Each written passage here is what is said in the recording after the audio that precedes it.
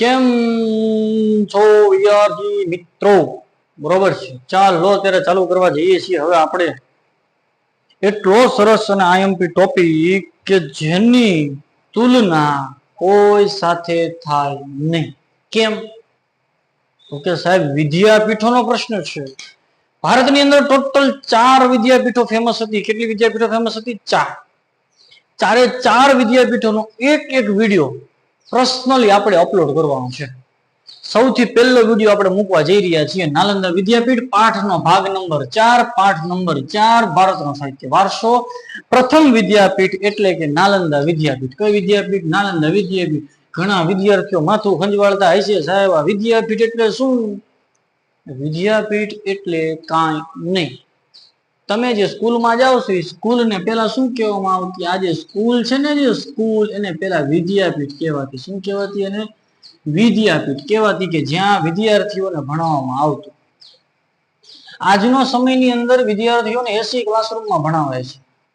એ સમય દરમિયાન પીપળાના અને ઝાડની નીચે ઋષિ અથવા શિક્ષક બેઠા હોય અને ઈ તે પદ્માસન વાળી અને વિદ્યાર્થીઓને પણ પદ્માસન વાળીને ટટ્ટાર બેસી અને વિદ્યા ગ્રહણ કરતા.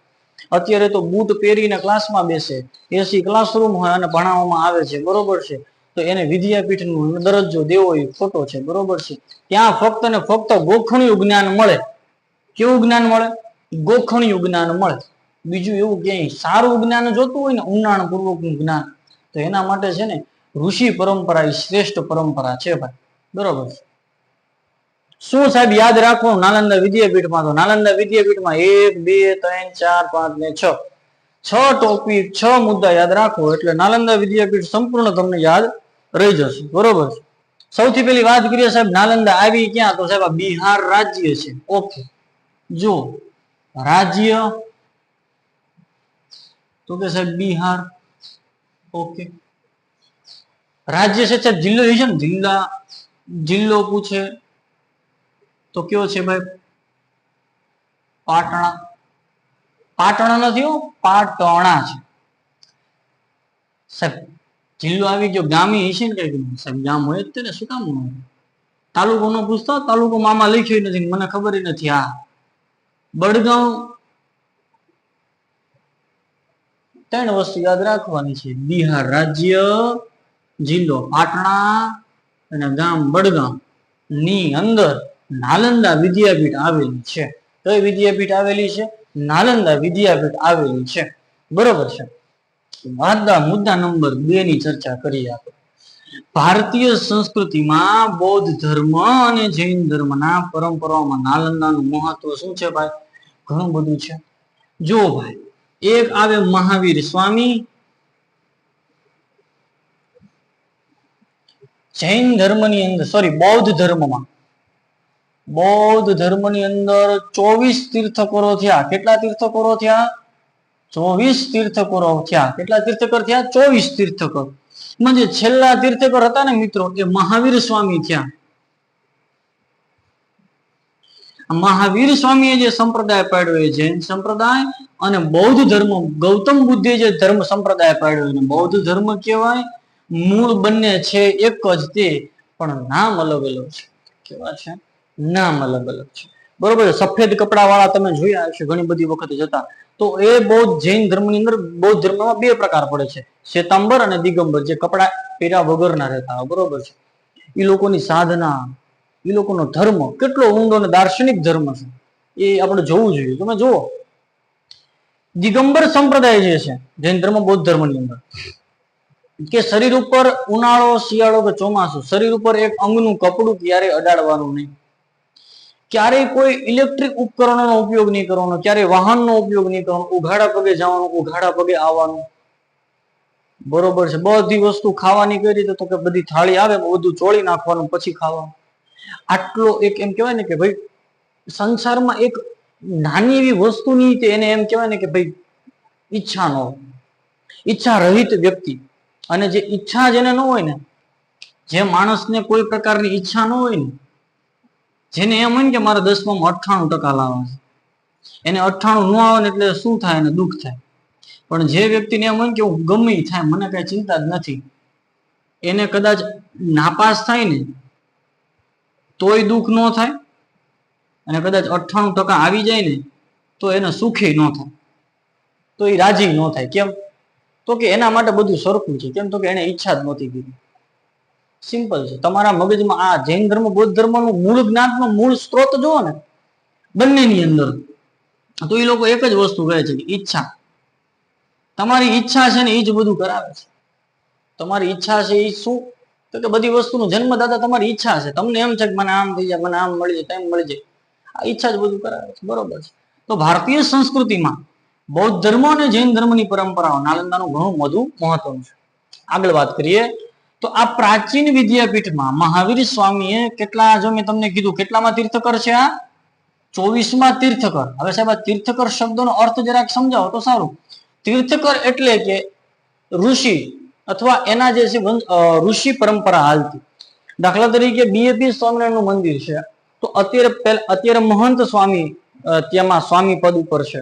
એની પહેલા પ્રમુખ સ્વામી હતા. પ્રમુખ સ્વામી પહેલા યોગીજી મહારાજ હતા. બરોબર છે. તો એ યોગીજી મહારાજ પછી પ્રમુખ સ્વામી પછી મહંત સ્વામી, તો આ જે 3 પરંપરાઓ થઈ. બરોબર છે. તો 3 અલગ અલગ ઋષિઓ અથવા 3 અલગ અલગ સંતની જે છે પરંપરા થઈ. એ જ રીતે અહીંયા ટોટલ કેટલા પરંપરાઓમાં આવ્યા? 24 તીર્થકરો થયા. એટલે કે 24માં તીર્થકર તરીકે મહાવીર સ્વામીને પૂજવામાં આવે છે. અને આજે 24માં તીર્થકર હતા, એને 14 ચાતુર્ય માસ એટલે કે ઉપવાસ, 14 ઉપવાસ ક્યાં કરેલા છે? તો કે નાલંદા વિદ્યાપીઠની અંદર કરેલા છે. મિત્રો ક્યાં કરેલા છે? નાલંદા વિદ્યાપીઠની અંદર કરેલા છે. નો ખબર હોય તો જાણી લેજો. મહાવીર સ્વામી એ જૈન ધર્મના કેટલામાં તીર્થકર હતા? તો કે ભાઈ 24માં તીર્થકર હતા. આગળ વાત કરીએ. ઈસુ એટલે કોણ સાહેબ? ઈસુ વળી ઈ નહીં, ઈસુ એટલે કે બરોબર છે, ઈસુ જે છે એટલે કે ક્રિશ્ચન ધર્મની અંદર જે ઈસુ થઈ ગયા, ઈસુની 5મી સદીથી 11મી સદી દરમિયાન નાલંદા શિક્ષણ જે છે કેવું હતું? સર્વોત્તમ સ્થાને હતું. વિચાર કરજો, નાલંદાની અંદર વિદેશથી લોકો અહીંયા ભણવા આવતા. વિદેશી પ્રજા નાલંદા વિદ્યાપીઠની અંદર ભણવા આવતી. અત્યારે આપણે અહીંથી બહાર જવું પડે છે. આ આપણી નબળાઈ છે, આપણી શિક્ષણની નબળાઈ છે. કેમ? તો કે આપણે છે ને વિદ્યાર્થીઓને જે છે ને ડાયરેક્શન લેસ કર્યા છે. કે 10મામાં આટલું પાકું કરી નાખો, ફલાણામાં આટલું પાકું કરી નાખો, પાસ થઈ જશો. પાસ નથી થવાનું. તમે તમારા જીવનની અંદર આ વિદ્યાપીઠો વિશે, મહાભારત રામાયણ વિશે, એના દાર્શનિક, એના જે સંસ્કારો છે ને તમારા જીવનમાં તમારે ઉતારવાના છે. સમજાય છે? આગળ વાંચીએ. ઈસુની 5મી સદીથી 11મી સદી દરમિયાન નાલંદાનું શિક્ષણ શું હતું? ભાઈ સર્વોચ્ચ સ્થાન ઉપર હતું. હવે બહુ સમજવા જેવો મુદ્દો છે ને, ચાઇના વાળા અહીંયા ધ્યાન આપજો. ચીની ચાંગ ચોંગ બહુ ઉછળે છે ને, અહીંયા ધ્યાન જુઓ. હુ એન સાંગ નામનો આ ચીની યાત્રાળુ છે. મિત્રો એ ભારતમાં આવે છે. 657 પોતાની જાતે ગ્રંથો લખે છે નાલંદામાં રહીને, અને ચીન લઈને જાય છે. કઈ સદીમાં?